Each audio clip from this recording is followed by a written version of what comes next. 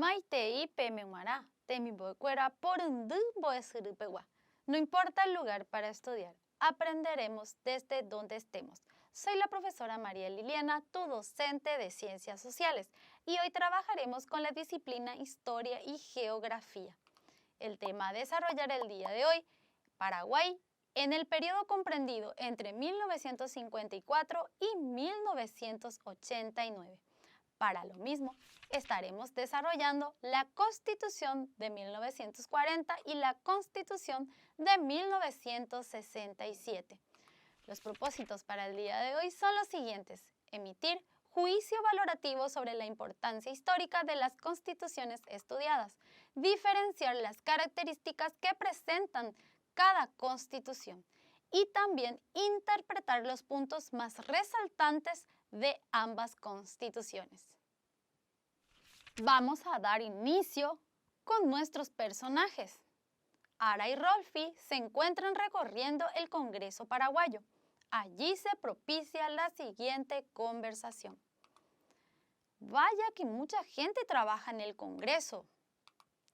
Sí, es un trabajo muy importante el de crear leyes. ¿Sabías que antes que la Constitución de 1992 había otras? Y dime, ¿cómo era la Constitución en la época dictatorial? Y para ayudar a nuestros personajes, vamos al primer punto de la clase del día de hoy, Constitución de 1940. Antes que nada, podemos decir que para comprender la Constitución de 1967, desarrollaremos la característica de la Constitución de 1940. El 19 de julio de 1940 se sancionó la Constitución con tendencia totalitarista, la cual fue aprobada por decreto en un plebiscito el 4 de agosto y jurada el 15 de agosto. Así, en esta Constitución tenía las siguientes características.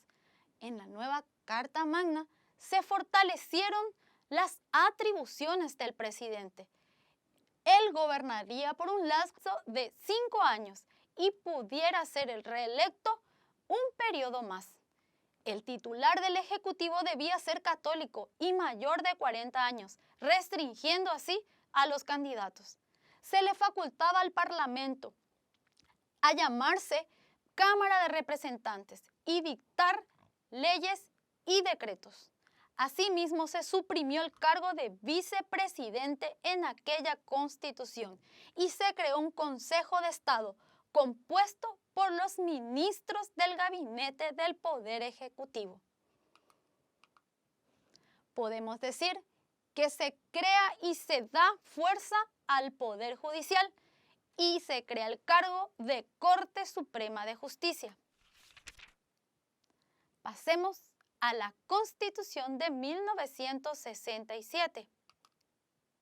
Entre las características podemos mencionar que se fortaleció y se amplió los poderes del Poder Ejecutivo, la obligación de presentar rendimientos de informes de manera anual frente al Congreso y se dio facultad de disolver el Congreso. Estos puntos dieron fuerza para el poder dictatorial de la época. En cuanto a la Convención Nacional Constituyente, se reunió el 23 de febrero y el 25 de agosto de 1967, donde discutieron y promulgaron la nueva Carta Magna. Poder Ejecutivo. Según la Constitución de 1967, el poder concentrado se dio en el Ejecutivo. Este podía disolver el Congreso, es decir, el poder legislativo, sin que tuviera posibilidades de control al Ejecutivo. Con respecto al Poder Judicial, podemos decir que estuvo compuesta por la Corte Suprema de Justicia. El nombramiento de sus miembros era por el presidente y también los jueces y magistrados. En cuanto a las regulaciones políticas, la prohibición de huelgas y paros por los empleados públicos. Y en cuanto a la permanencia de Stroessner en el poder, podemos decir la modificación de la Constitución cambió la Carta Magna para legalizar su reelección. En cuanto al poder legislativo, estaba compuesta por dos cámaras, la de senadores y diputados. La función del presidente era presentar informe ante el mismo. También tenía la potestad de vetar leyes.